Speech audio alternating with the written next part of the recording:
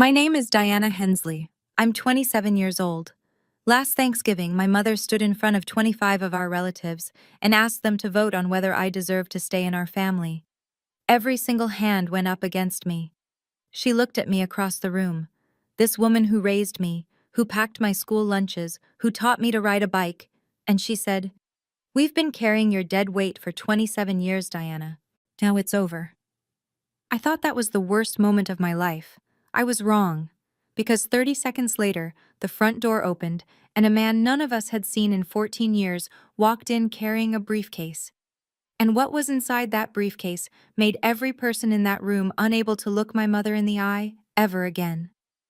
Before I go on, if you end up connecting with this story, please take a moment to like and subscribe, but only if you genuinely feel it.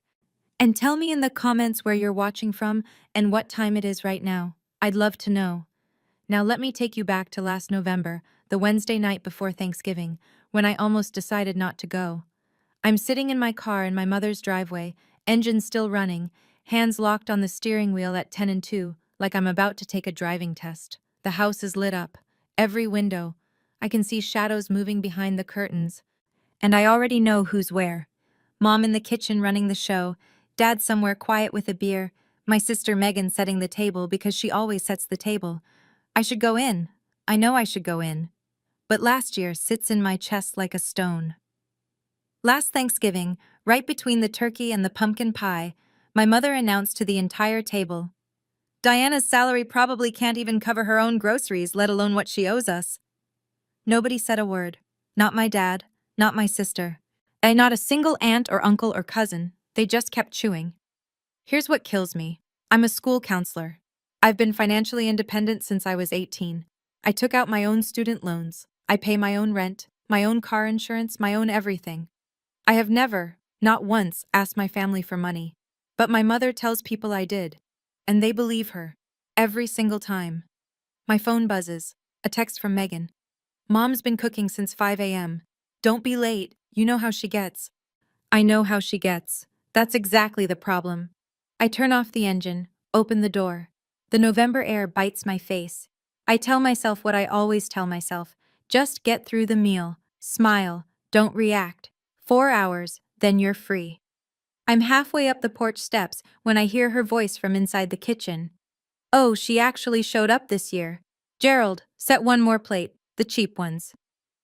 I don't know why this year feels different, but standing on that porch, then hand on the door handle, something in my gut whispers, "Tonight is not going to go the way you think." The dining room is packed. 25 relatives crammed around a table meant for 16, extra folding chairs dragged in from the garage. My mother sits at the head. She always sits at the head, with my father Gerald on her right and my sister Megan on her left, the queen and her court.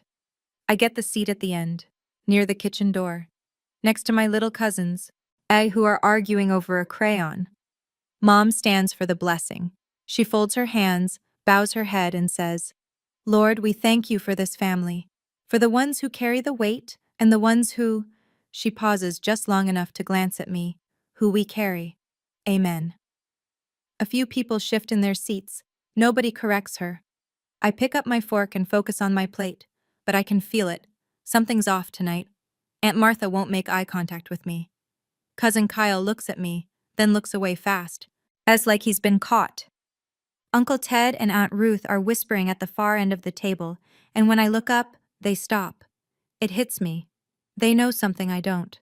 Whatever this is, it was discussed before I walked in. I try to shake it off. I turn to my cousin Jenna, Uncle Robert's daughter, one of the few people at these things who actually talks to me like a person. She's 25, kind, and she looks nervous tonight. She keeps glancing at the front door. "You okay?" I whisper. Jenna leans close. "I almost didn't come either. My dad, he said something might happen tonight." Then she stops, mid-sentence, because my mother is staring at us from across the table. Jenna picks up her water glass and says nothing else. "Uncle Robert, he hasn't come to Thanksgiving in 14 years. Why would Jenna mention him now?" My mother smiles at the room. "I hope everyone saved room. We have a little family matter to discuss after dessert." Halfway through dinner, but my mother sets down her fork, dabs her lips with a napkin, and turns to me with that smile. The one she uses when she's about to draw blood in public but wants to look like she's asking about the weather. So, Diana, how's the apartment? Still managing on that little paycheck of yours? A ripple of quiet laughter runs down the table. Not mean laughter, polite laughter. The kind people do when they're following the leader. I'm doing fine, Mom. Thank you. She doesn't stop. Ed, she turns to Aunt Ruth. You know, I've been keeping a running tab of everything we've spent on her over the years. She shakes her head, slow, theatrical. It's quite a number. Running tab. The words hit me like cold water. I've never heard this before. There is no tab. There has never been a tab. I look at Megan. She's staring at her plate like it holds the answer to the universe. I look at my father. He's sawing at a piece of turkey, jaw tight, eyes down. They know. They already know what's coming. And then it clicks. Mom didn't just cook dinner today. She made phone calls. She had conversations. She met people for coffee, whispered over the phone, probably showed them that, whatever she's about to show the room. This table isn't Thanksgiving dinner. It's a courtroom. And I walked in without a lawyer. Mom reaches into the pocket of her cardigan and pulls out a folded piece of paper. She holds it up just for a second, doesn't open it, doesn't read it, then tucks it back. I've got the numbers right here, but we'll get to that later. She picks her fork back up and takes a bite of green bean casserole, like she hasn't just detonated a grenade under my chair. My hands start shaking under the table. I press them flat against my thighs and breathe. That piece of paper. I don't know what's on it yet. But I know one thing. My mother never bluffs without an audience.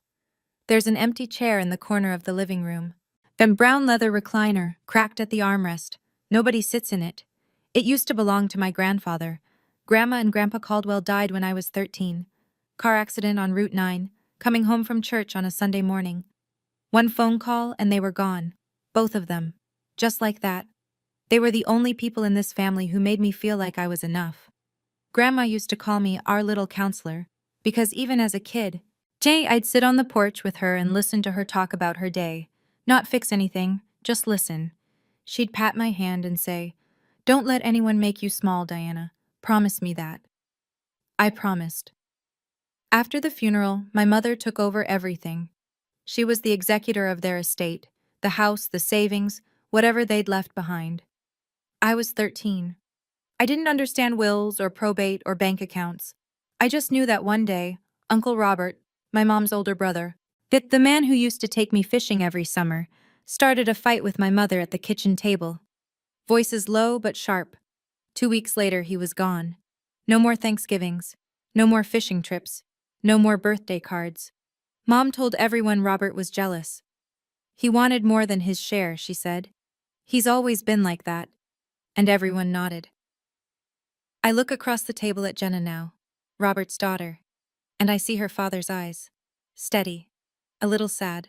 But she's typing something on her phone under the table, shielding the screen with her hand. I remember something else, a detail I haven't thought about in years. Grandma once mentioned a savings account. Set aside for the grandkids' education, she said. After they died, Mom told me it was nothing. Barely enough to cover the funeral costs. I was 13. I believed her. Dinner ends, plates get stacked, the kids run off to the den, and then, instead of coffee and pie, my mother claps her hands twice, like she's calling a meeting to order, and says, "Everyone, please move to the living room. There's something we need to discuss as a family." The living room. I step in and freeze. The furniture has been rearranged, chairs pulled into a wide circle, the coffee table pushed to the side. This isn't spontaneous. She set this up before anyone arrived.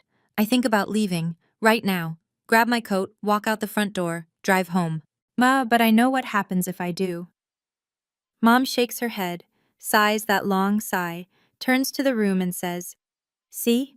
She always runs. She can never face responsibility." And by morning, every relative in the circle will believe that version. My version won't exist because I won't be here to tell it. But if I stay, I'm sitting in a trial I didn't agree to. I think about Millfield. 8,000 people. I work at the elementary school. Parents know me. If my family turns their back on me publicly, then the rumors will follow me to work, to the grocery store, to every sidewalk in this town. That's how small towns work. Your family's opinion becomes everyone's opinion. I look for my father. Gerald is sitting in the second row of chairs, not front, not back, holding a Coors Light like it's a life raft. He doesn't look at me. He hasn't looked at me since dinner. My mother stands in the center of the circle, smoothing the front of her blouse. She puts on her reading glasses. She pulls out that folded piece of paper. Her voice trembles, just slightly, just enough. I know this is hard, but I've been carrying this burden alone for too long. Tonight, I need the family's help to make a decision. The tremble is perfect, rehearsed. I've watched her do it 100 times, at church fundraisers, at parent-teacher conferences, at the bank when she needed a fee waived. That tremble is a tool, but nobody else sees it. They just see a tired mother asking for help. As my mother unfolds the paper, slowly, like she's handling something sacred. I've put this off for years, she says. But Diana needs to hear this. You all need to hear this. She begins to read. Her voice is steady, clear. A woman delivering facts, not accusations. That's the trick. She always sounds reasonable. Item 1. The cost of raising Diana from birth through age 18. Housing, food, clothing, medical. At adjusted total, $112,000. She glances up to make sure the room is listening. It is. Item 2. College financial support that Diana has never repaid. Tuition supplements, books, emergency funds. Total, $23,000. My throat tightens. I didn't receive a cent for college. I took out loans. I worked 2 jobs sophomore year. There were no tuition supplements. There were no emergency funds. Item 3. She pauses for effect. Diana's share of expenses drawn from your grandparents' estate. Medical bills, transportation, miscellaneous support. Total, $18,000. She folds the paper, looks at the room. That's over $50,000. $50,000 that this family has invested in someone who has never once said thank you. The room is quiet. Aunt Ruth nods slowly. Uncle Ted crosses his arms. Cousin Kyle stares at the carpet. I open my mouth. Mom, that's not... I never... Please let me finish. Her hand goes up, palm out. You'll have your turn. But she keeps talking. She turns to Aunt Ruth. Do you remember when I had to sell Mom's silver tea set? That was to cover Diana's dental bills. Ruth remembers, or thinks she does. I never had dental bills paid by my mother. I've been on my own insurance since I was 22. But it doesn't matter. The room believes her. I can see it in their faces. Tight lips, folded arms, eyes that slide off me like I'm something unpleasant. I won't get my turn. I already know that. While my mother folds her reading glasses and tucks them into her pocket. She looks around the circle, every face one by one, and when she speaks, her voice drops to something almost gentle.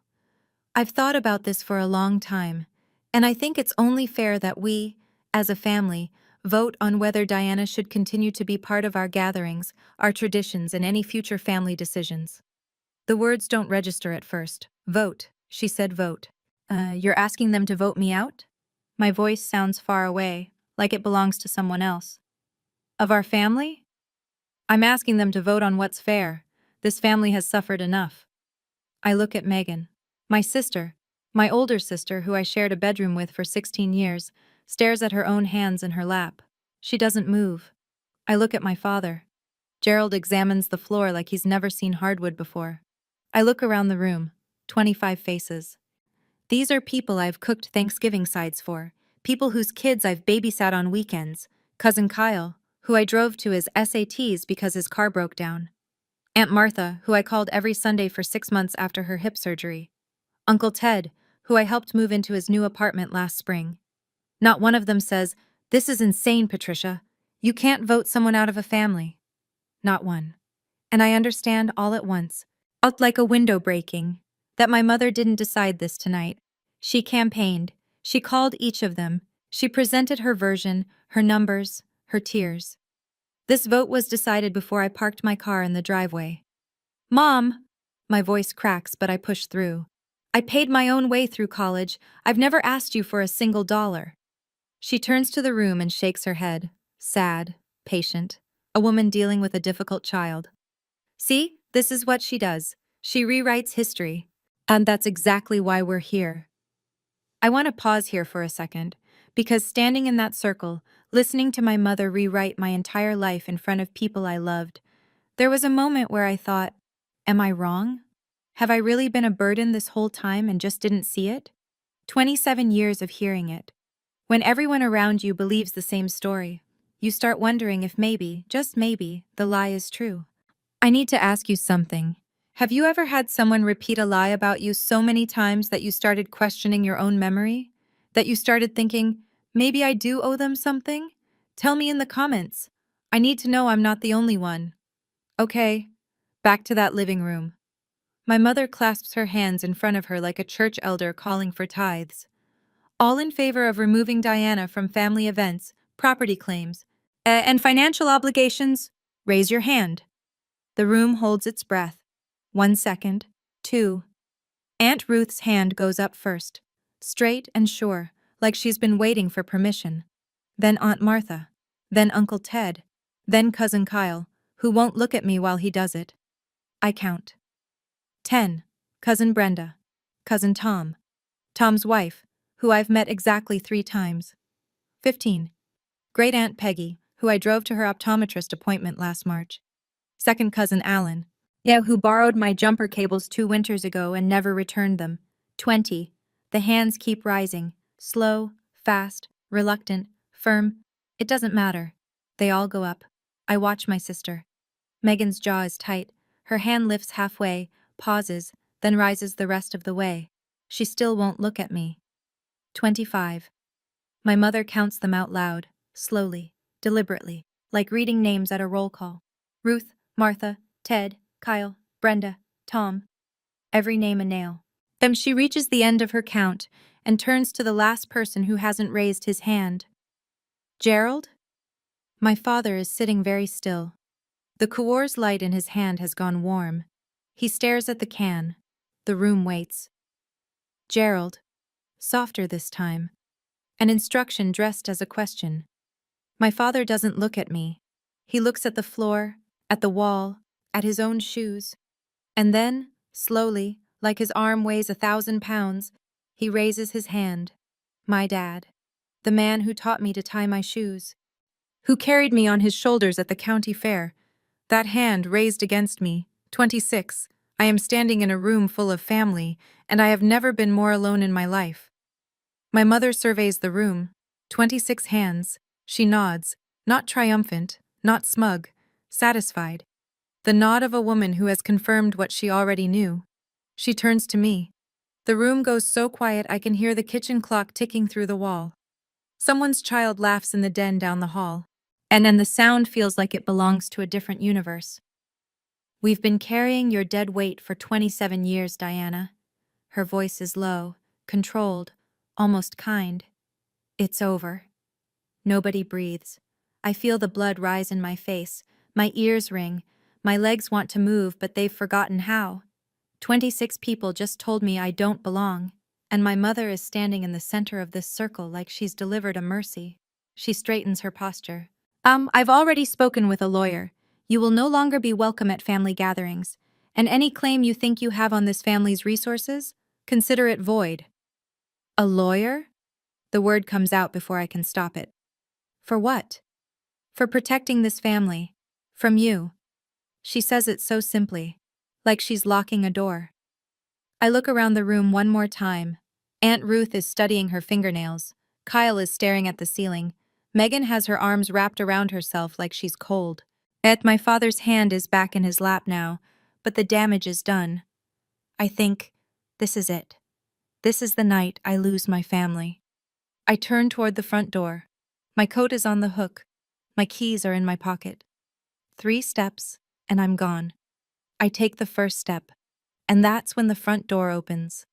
A gust of November air sweeps through the room. Cold, sharp, the kind of cold that makes you pay attention. A man steps inside, gray hair, worn jacket, and in his right hand, a battered leather briefcase. Well, I haven't seen Uncle Robert in 14 years, but I'd know him anywhere. The broad shoulders, the quiet way he stands in a doorway like he's asking the room for nothing. His hair is almost white now. He's thinner than I remember, but his eyes are the same, steady, patient, like a man who learned a long time ago that silence is sometimes louder than shouting. Every head in the living room turns. Someone gasps. I think it's Aunt Martha. But my mother's face, I'll remember this for the rest of my life, goes blank. Not angry, not surprised. Blank. Like someone pulled the plug on whatever performance she was running. It lasts half a second, maybe less, and then she rebuilds. Smile back on. Shoulders squared. But I saw it. That half second of naked fear. Robert steps inside and closes the door behind him. He looks around the room slowly. His eyes land on Jenna first. His daughter gives him a small nod. Then on me. Yes, then on Patricia. I wasn't invited. His voice is calm. Gravel low. I know. My mother recovers fast. Robert, this is a family matter. You gave up your right to... Funny. He pulls a chair from the wall and sits down, sets the briefcase on his knees. I remember a time when I was family. Jenna stands and moves to the chair beside him. Nobody stops her. My mother takes a step forward. Her voice drops. Not soft, not gentle, cold. Whatever you came here to do, Robert. Don't!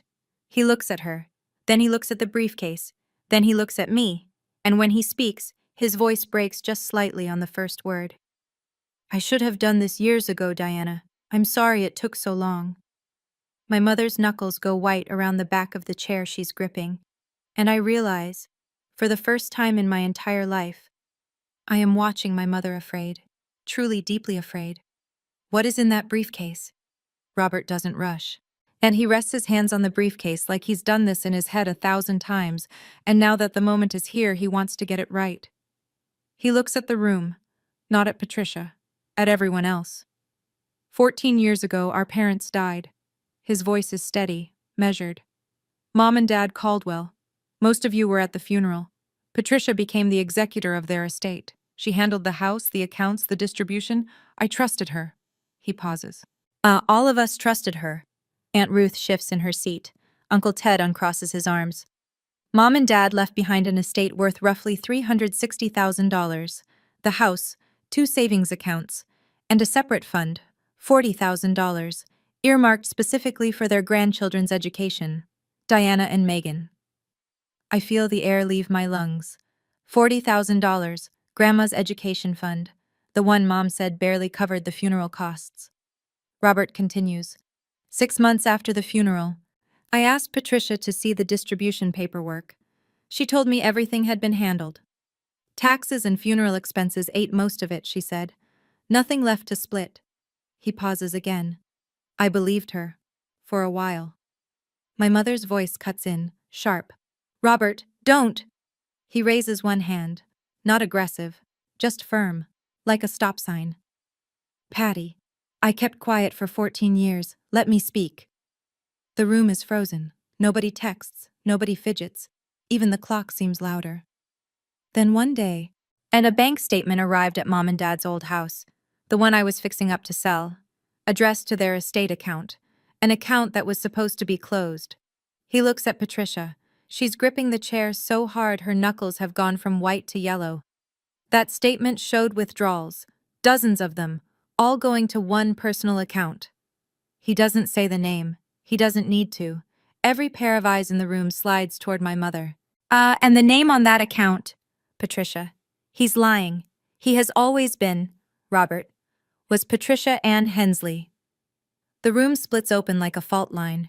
Whispers start at the edges. Low, fast, the kind of murmuring that happens when people are trying to figure out whose side to be on. Aunt Martha leans forward in her chair. Patty, is this true? My mother's response is instant, practiced.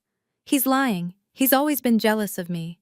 And Mom and Dad loved me more, and he's never gotten over it.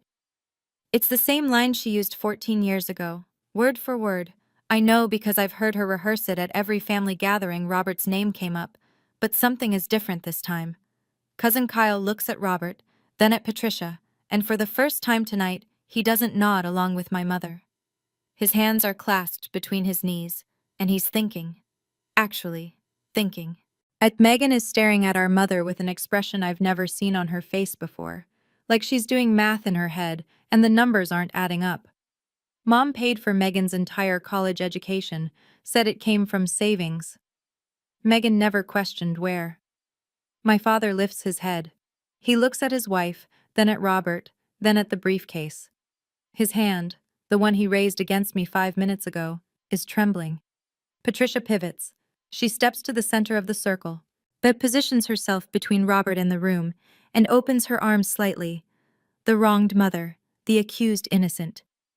This is exactly what he did 14 years ago. He tried to turn everyone against me then, and he's doing it again. Robert doesn't argue. He doesn't raise his voice.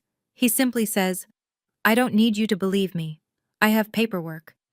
He rests his hand on the briefcase, doesn't open it, just lets it sit there. My mother's voice goes tight as a wire. "If you open that, Robert, I swear." She doesn't finish the sentence. And that silence, that unfinished threat, tells the room more than any document could. Because she didn't say the papers were fake, she didn't say they were wrong, she just didn't want them opened. Robert unclasps the briefcase. The sound is small, 2 metal snaps, but in this room, it lands like a gunshot. Inside, the documents are organized with colored tabs, blue, yellow, red, 14 years of patience, sorted and labeled. And he pulls the first one, holds it up so the room can see. This is the original will of Henry and Margaret Caldwell, our parents. He sets it on the coffee table. Patricia told the family this document was lost. It wasn't. She filed a different version with the probate court. My mother. That will was amended before they... Robert reaches back into the briefcase. Funny you should say that. He lays a second document beside the first, side by side, 2 wills, same names. Different signatures. The one on the left is the original, notarized, witnessed. The one on the right is the version Patricia submitted to probate. He taps the second document. Take a look at the signatures. Cousin Kyle leans forward. Aunt Martha stands up to get a closer look. Even from across the room I can see it. The handwriting on the second will is tighter, more controlled. It doesn't match. My hands go cold. $40,000. That was supposed to be mine and Megan's. Wow, for school. For the future Grandma wanted us to have. Robert pulls a third document from the briefcase. A single page with a letterhead.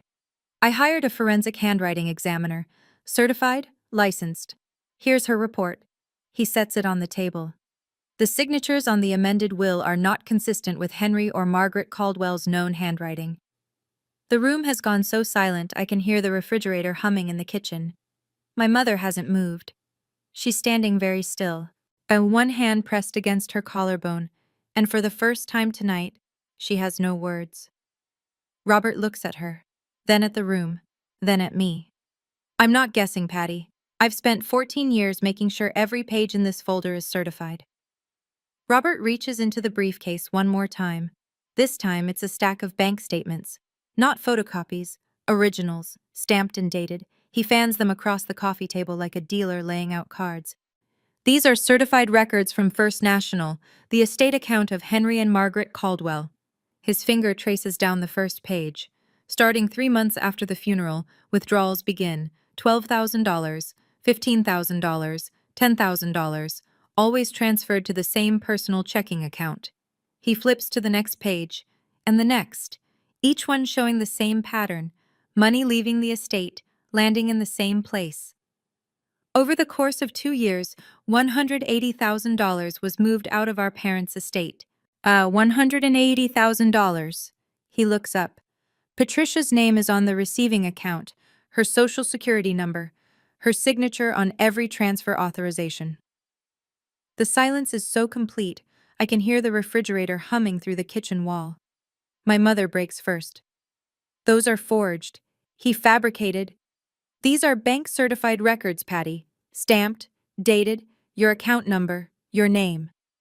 Aunt Ruth, the woman who raised her hand before anyone else, who nodded along to every word my mother said, is staring at the statements with her mouth slightly open.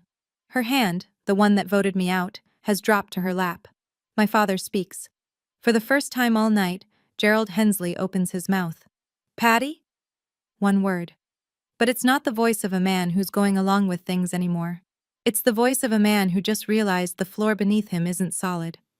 Patty, answer me. Is any of this true? My mother doesn't answer him. And she turns to the room instead, scanning for allies, reaching for the old playbook. He's always been jealous. Our parents loved me more and he couldn't, but Aunt Ruth cuts her off, quietly, almost gently. Patty, did you use Mom and Dad's money? I watch my mother shift strategies in real time. It happens fast, like changing lanes on a highway. The accused becomes the martyr. Her shoulders drop, her chin trembles, tears pool in her eyes, and I honestly can't tell if they're real. Do you know how hard it was? Her voice breaks beautifully. Managing everything alone after Mom and Dad died? Robert walked away. Gerald didn't help. I did everything. The funeral, the paperwork, the house, the taxes, all of it fell on me. She presses a hand to her chest. Maybe I made some mistakes, but everything I did for this family. For a moment, just a moment, I see some of the relatives softening. Aunt Martha's face flickers. Uncle Ted looks at the floor. It's working. The performance is working. Then Robert speaks. Mistakes. The word comes out flat and hard. You forged their signatures, Patricia. You rewrote their will. You stole $180,000 from your own dead parents. He pauses. Each sentence is a brick. And then you told everyone that Diana, a 13-year-old girl, was the reason the money was gone. That last sentence lands like a slap. I watch it hit the room, face by face, chair by chair. Aunt Martha's softness vanishes. Uncle Ted's jaw tightens. 25 people are looking at me now, the girl who 5 minutes ago they voted to throw away. And they're doing the math they should have done years ago. My mother explodes. Get out of my house, Robert! Get out! Robert stands up, slowly. He picks up his coat, but before he leaves, he places the entire folder, every document, every statement, every report, in the center of the coffee table. I'm leaving. His voice doesn't waver. But these papers aren't. Megan pulls her chair forward. She picks up a bank statement, reads it. Her hands are shaking. She looks up at our mother. Her voice is small but clear as glass.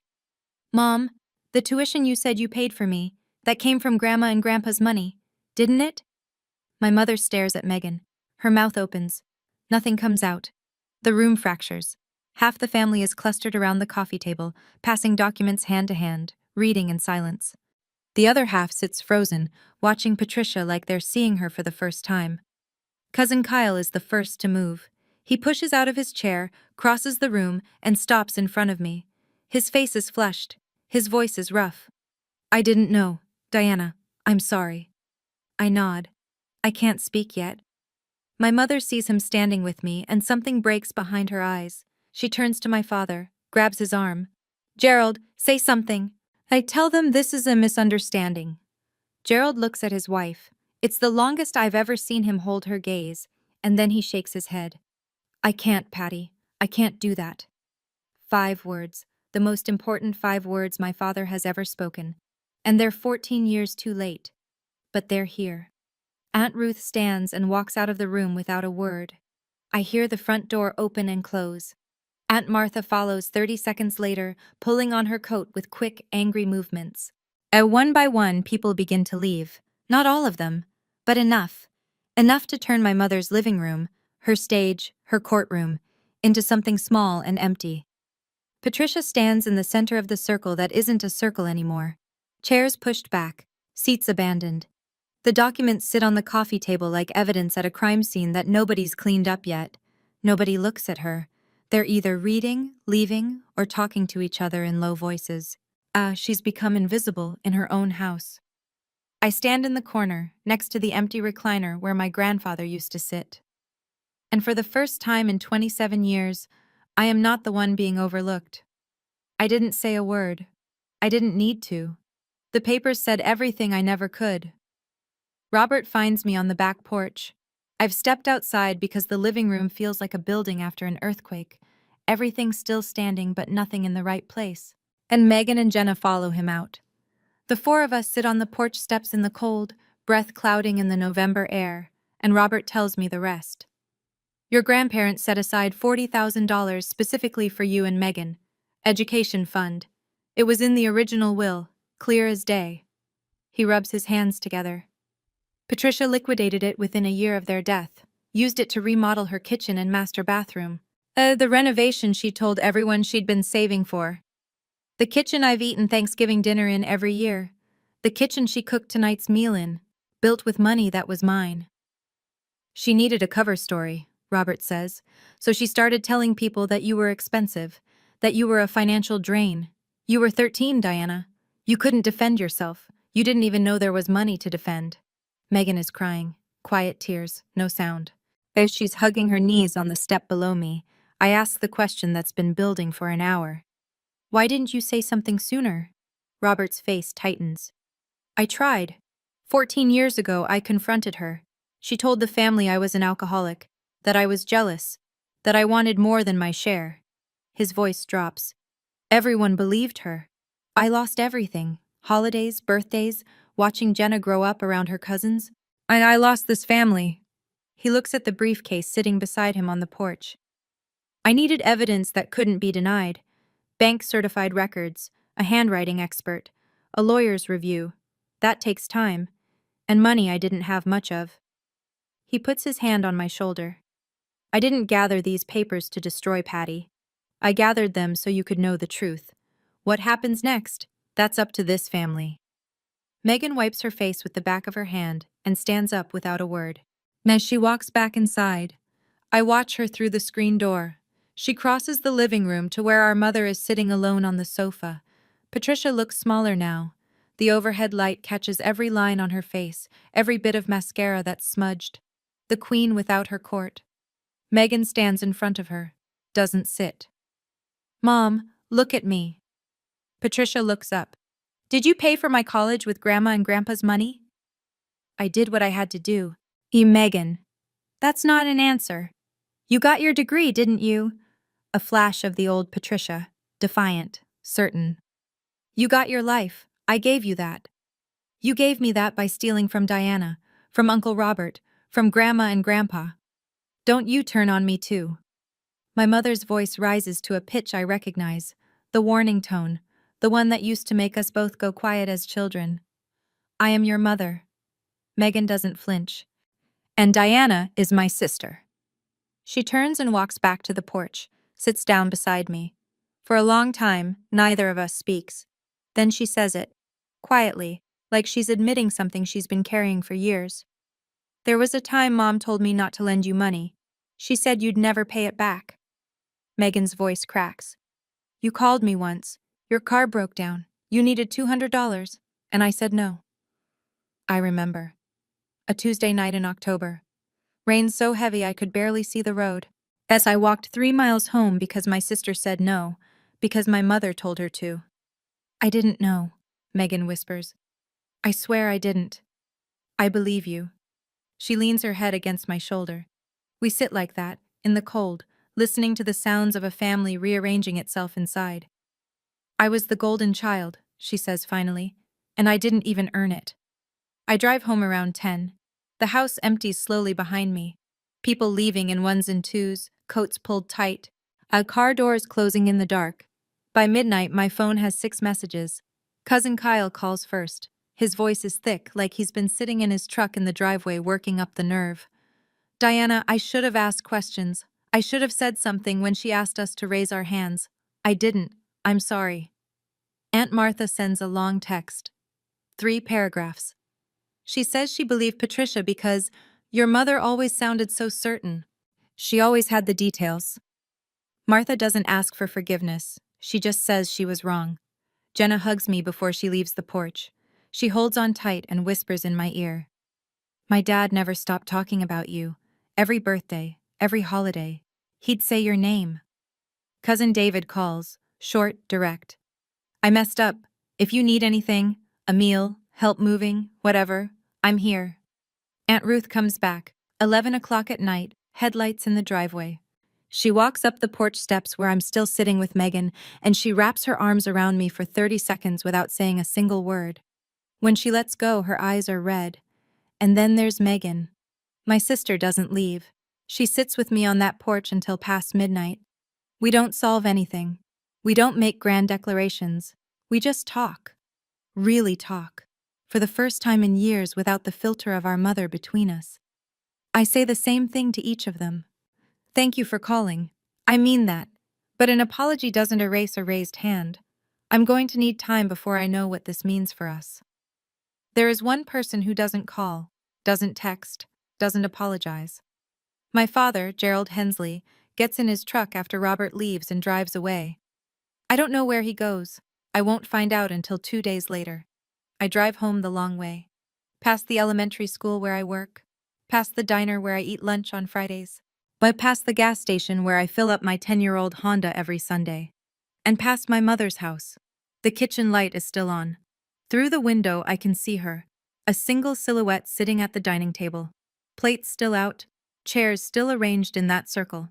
The woman who commanded a room of 25 people 4 hours ago is sitting alone in a kitchen she renovated with stolen money, surrounded by leftovers nobody stayed to eat. I don't stop. At home, I sit in the dark of my apartment. The apartment she mocked, the paycheck she belittled, the life she told everyone was a failure. And I think about my mother. Not with hatred, not with satisfaction, just with the heavy, complicated exhaustion of finally understanding. Patricia Hensley grew up in a family that measured people by what they could provide. Love was conditional. Value was financial. She learned to control because she was terrified of being controlled. It doesn't excuse a single thing she did, but it explains the machinery. Understanding why someone hurt you doesn't mean you have to let them keep doing it. I open my laptop. I search for therapists within 30 miles. I find one in the next town, Dr. Karen Webb, licensed family counselor, Monday availability. I book the first appointment.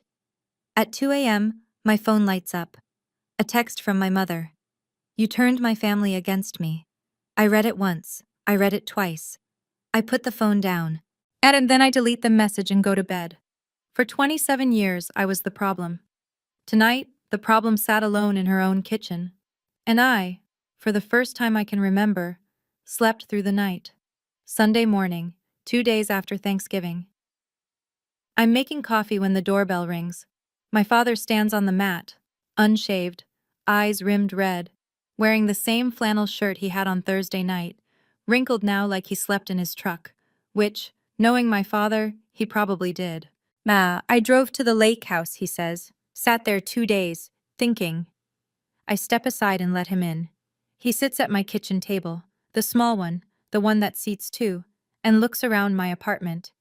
I watch him take it in, the second-hand couch, the bookshelf I built from cinder blocks and planks, the school counselor certification framed on the wall. He's never been here before.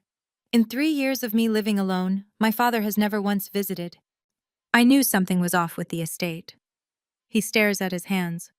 I saw the renovation bills. I asked your mother once. She said Robert had agreed to give us his share. He pauses. I believed her because it was easier. He closes his eyes. Yes. We sit in silence. The coffee maker drips. Gerald tells me he called Robert this morning. First time they've spoken in 14 years. 2 men on the phone, both crying, neither one able to start the sentence they needed to say. That Robert sent him copies of everything. The will, the statements, the handwriting report. Gerald read every page. I'm not asking you to forgive me, he says. I just want you to know. I'm done being quiet. I look at my father, 56 years old, hands that trembled when he raised them against his own daughter, hands that are trembling now for a different reason. Dad, I love you, but love doesn't cancel out what happened. I need you to show me, not tell me, that things are different now. He nods. He doesn't argue. He doesn't make promises he can't keep. And for my father, that's a start. The following Tuesday, I sit in a small office on Main Street in Clearfield, the next town over, across from a woman named Evelyn Moore. Family law attorney. Robert is beside me, the briefcase open on her desk between us. Evelyn reviews the documents one by one, making small notes in the margins. She's methodical. Oh, unhurried. After 20 minutes, she sets her pen down. This is estate fraud, clean and well documented. She looks at Robert. Mr. Caldwell, the evidence you've compiled is thorough. The forged signatures alone would be significant, but combined with the bank records and the handwriting analysis, this is a strong case. She explains our options plainly. Robert and I both have grounds for a civil claim to recover the misappropriated funds. Additionally, though forging a will is a felony, the district attorney's office would make the decision on criminal charges, not us. Robert speaks first. I don't want Patty in prison, but I want the money returned to the people it belongs to. I agree. I'm not here for revenge. I'm here for the $40,000 that my grandparents set aside for my education, money I didn't know existed while I was working 2 jobs and taking out student loans. Evelyn draws up the paperwork. I read every line. Robert signs. I sign. And no speeches, no dramatic declarations, just paper, ink, and a legal process doing what it's designed to do. Walking to my car afterward, I feel something I don't expect. Not triumph, not vindication. Relief. The quiet kind. The kind that comes from knowing you didn't make this up. That you weren't the burden. That the numbers were never yours. I didn't sue my mother for revenge. I filed a claim because $40,000 was taken from me before I was old enough to know it existed. And because someone has to say, this was wrong. News travels fast in a town of 8,000. By the second week of December, the story has made its way through every church pew and grocery aisle in Millfield. The first visible shift, Aunt Ruth announces she's hosting Christmas at her house. Robert is invited. Patricia is not. Nobody argues. Nobody even hesitates.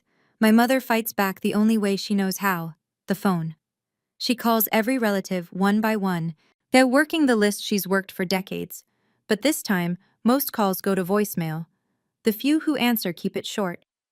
Patty, we need time. Patty, I don't know what to say right now. Click. At Grace Lutheran, where Patricia has sat in the second pew, left side, every Sunday for 20 years, things shift. People don't confront her. They just rearrange. A 2-seat gap opens beside her, then 3 seats, then the whole pew. Nobody says it out loud. They don't have to. Space speaks. She posts a long message on Facebook, something about betrayal, about family turning their backs, about sacrifice being punished. Megan comments within the hour, "Mom, please stop. You're making it worse." Patricia deletes the post by evening. Gerald moves to the living room couch. He doesn't file for separation, not yet, but the master bedroom door stays closed, and he sleeps under a quilt his mother-in-law made 30 years ago. He starts calling Robert every week. Like 2 men rebuilding a bridge, 1 phone call at a time. Then in late December, a letter arrives at my apartment from Patricia's attorney. She's agreed to negotiate a settlement. She doesn't want to go to court. It's the first time in my mother's life she's chosen to back down. And the only reason she's doing it is because, for the first time, she can't control what happens next. Well, when I read that letter, when I saw that my mother had agreed to settle, I sat at my kitchen table for a long time.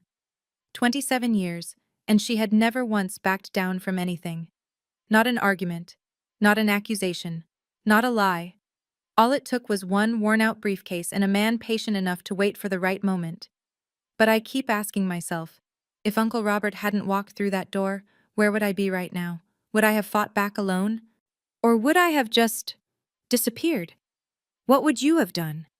If no one had come through that door for you, would you have found the strength to stand on your own? Or would you have walked away for good? I really want to know. Tell me in the comments. Okay, let me finish this story. Millfield is the kind of town where everyone knows your business by Tuesday. My mother built her reputation over 3 decades. It unraveled in 3 weeks. At the Women's Fellowship at Grace Lutheran, the committee Patricia chaired for 12 years, quietly restructures in January. New leadership. New meeting schedule. The official reason, time for fresh perspectives. The real reason fills every whispered conversation in the church parking lot. Neighbors who used to accept Patricia's dinner invitations suddenly have conflicts. Every Saturday, indefinitely. The Christmas card count at our family home drops by more than half. Meanwhile, as something unexpected happens to me.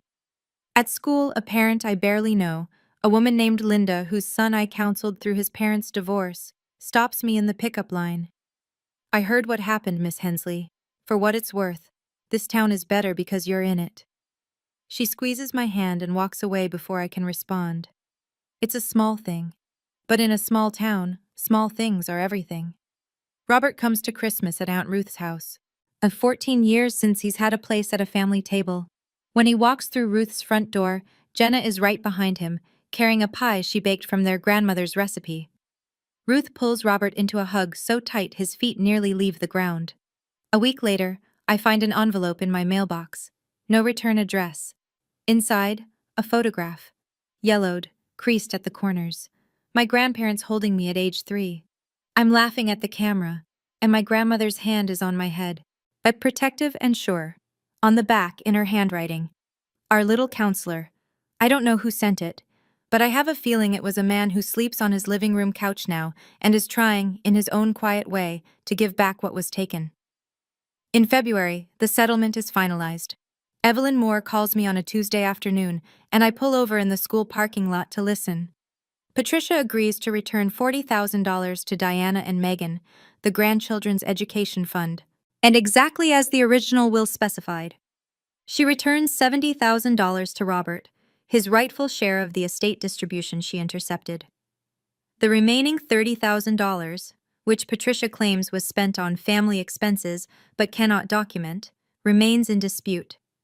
A matter for another day. To make the payments, my mother has to sell her SUV and draw from her retirement savings. The kitchen she built with stolen money is worth more than the car, but nobody's asking her to tear it apart. But the irony is enough. I received $20,000, my share of the education fund. I use it to pay off my student loans.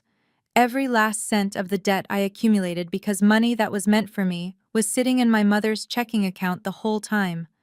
The remaining amount I put into savings, not because I have plans for it, because for the first time in my life I have money that nobody can claim I owe them. Nobody can wave a folded piece of paper in a living room and say I'm a burden because of it. It's mine, clean and clear. Megan refuses her half at first. You were the one who suffered, she says. Take all of it.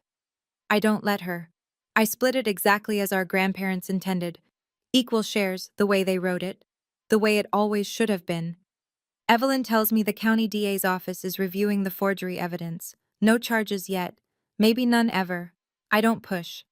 The legal system will do what it does. I've done my part. $20,000. That's what my peace of mind cost. $20,000 and 27 years of being told I was the problem. Gerald Hensley does not divorce my mother. Not yet, anyway. But the man who sits across from me at Rosie's Diner on Saturday mornings is not the same man who raised his hand against me on Thanksgiving night. He starts small. Weekly phone calls. Actual questions. Not the how's work kind, but the how are you really doing kind. He shows up at my apartment with a toolbox one weekend and fixes the leaky faucet I've been ignoring for 6 months. He doesn't say much while he works. That's fine. The wrench says enough. In January, he tells me something over scrambled eggs that nearly makes me drop my fork. I started seeing someone, a therapist. He says it like he's confessing to a crime. First time in my life. 56 years old, and I'm learning how to disagree out loud. He gives a small, embarrassed smile. Better late than never, I guess. I don't pretend this fixes everything. It doesn't. My father chose silence for 30 years. He chose comfort over his daughter. That shaped me in ways I'm still uncovering on Dr. Webb's couch every Monday afternoon. But I also know this. Change at 56 is harder than change at 27. Every appointment he keeps, every phone call he makes to Robert, at every Saturday he shows up at my door. That's a man fighting the current of his entire adult life. I don't need you to choose between us, Dad, I tell him. I need you to choose yourself. He nods, stirs his coffee, doesn't make a speech.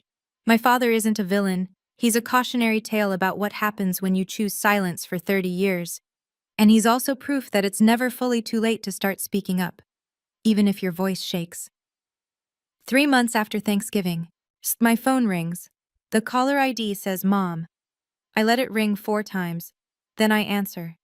Her voice is different, smaller. The commanding tone that could steer a room of 25 people is gone, replaced by something thin and tired.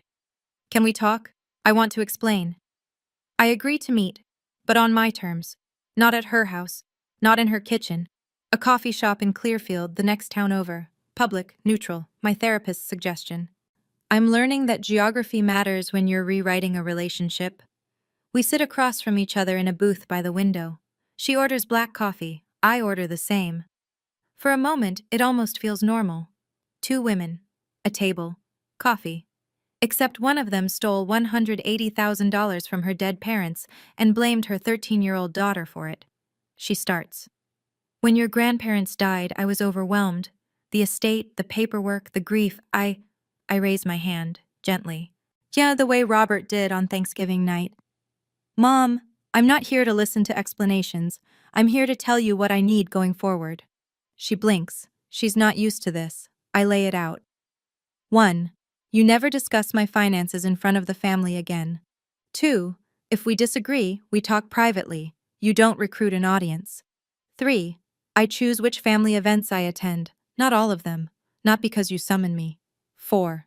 You start therapy. Real therapy. Not a conversation with Pastor Dave over lemonade. She listens. When I finish, she stares at her coffee for a long time. And if I can't do all that? Then we stay where we are, and I'll be fine either way. She doesn't respond. I don't need her to. I'm not punishing you, Mom. I'm protecting myself. Those are two very different things. Christmas at Aunt Ruth's house is a smaller affair, 12 people instead of 25. The table is set with mismatched plates and cloth napkins that have seen better decades. It's imperfect. It's honest. And honest is something I haven't had in 27 years. I sit next to Uncle Robert. Jenna is across from us. Megan arrives with a sweet potato casserole, the first dish she's ever made for a family gathering herself, without Mom standing over her shoulder directing every pinch of salt. It's a little overcooked. Nobody cares. There's no circle of chairs. No folded speeches. No hands raised. Robert says grace. His voice is steady, but there's a crack at the end that he doesn't try to hide. For the ones who are here tonight, and for the years we'll make up for. Gerald arrives late, alone. He stands in the doorway for a moment, and I can see the effort it takes to be here, without Patricia, in a room full of people who now know the truth about his wife. He walks straight to me and wraps his arms around me. No words. Just a hug that lasts longer than any hug he's given me in my adult life. Jenna and I pull crackers. Kyle passes the rolls. David tells a terrible joke and everyone groans. Robert laughs, a real laugh, full and warm. And I realize I haven't heard that sound since I was 13 years old. Patricia isn't here. Nobody mentions her. Her absence is both a relief and a sadness, and I'm learning that both feelings can share the same chair. The turkey is overcooked. Robert burns the dinner rolls. Then the wine is cheap and the house is drafty. But when I look around the table, every person here chose to be here. Nobody was summoned. Nobody was performing. And that is the first honest holiday meal I've had in my entire life. I'm not telling you this story so you'll hate my mother. Patricia Hensley is a complicated woman. She's manipulative and controlling, and she stole from her own dead parents and pinned it on a child. Those things are true. But she's also a woman who grew up in a family where your worth was measured in dollars, where love came with conditions and control was the only currency that bought safety. She learned the game early and played it well, until the game caught up with her. None of that excuses what she did. But I'm telling you because I want you to understand. The people who hurt us aren't always monsters. Sometimes they're just broken people who break others because it's the only pattern they know. I'm sharing this story because I know some of you are sitting at that table right now. The end seat, near the kitchen, next to the kids, being told you're a burden by the very people who were supposed to protect you. And maybe, like me, you've heard it so many times you started believing it. So let me say this clearly. You don't have to prove anything to anyone. You just have to stop believing the version of you that someone else wrote. I learned that boundaries aren't walls, they're doors. You decide who walks through and when and under what conditions. And the first time you close that door on someone who's been hurting you, even if that someone is family, the guilt will hit you like a truck. I know. I still have nights where I wonder if I'm too harsh. Then I remember 26 hands. And I know. I'm not harsh. I'm just finally learning to stop putting other people's comfort above my own safety. Uncle Robert taught me something I'll carry forever. The truth doesn't need to shout. It just needs the right moment, the right paperwork, and enough patience to wait. It's March now, 4 months since Thanksgiving. I still work at Millfield Elementary. I'm still a school counselor, but I've started studying for an advanced certification in family therapy. Part of the tuition comes from the settlement. My grandmother's money, finally doing what she intended it to do. And Megan and I meet every other Wednesday for coffee at the cafe on Elm Street. We're learning each other as adults, without my mother narrating who we're supposed to be to each other. Last week, Megan told me she's been thinking about going back to school too. Maybe social work, she said. I want to help people the way you do. I almost cried into my latte. Robert is back, fully back. He was at Ruth's for Christmas, at Jenna's for New Year's, and then last Sunday he showed up at my apartment with a fishing rod and a thermos of coffee. 14 years of trips to make up for, he said. Gerald goes to therapy every Thursday. He and Patricia still share a house, but he told me their relationship is being renegotiated. His word. The fact that he has a word for it at all tells me how far he's come. My mother hasn't called since the coffee shop. I don't wait by the phone. The door is open if she ever decides to walk through it honestly. But I'm no longer standing at the threshold, hoping. I used to think being cast out by your family was the worst thing that could happen to you. Turns out, the worst thing is staying in a family where you have to pay. In silence, in shame, in pieces of yourself. Just to belong. I don't pay anymore. My name is Diana Hensley. I'm 27 years old. And for the first time in my life, I don't owe anyone an explanation for who I am. Thank you for staying with me until the very end. Yet that means more than you know. If this story touched something in you, if it reminded you of a boundary you've been afraid to set, or a truth you've been sitting on for too long, please hit like and subscribe. Not for the algorithm, for the next person who needs to hear this and hasn't found it yet. And if you're wondering what happened next, how my mother responded to the settlement, a conversation I had with my father that changed everything between us. And the letter I received from someone I never expected, that story is waiting for you. Check the link in the description. I'm Diana. Take care of yourself tonight, and I'll see you in the next one.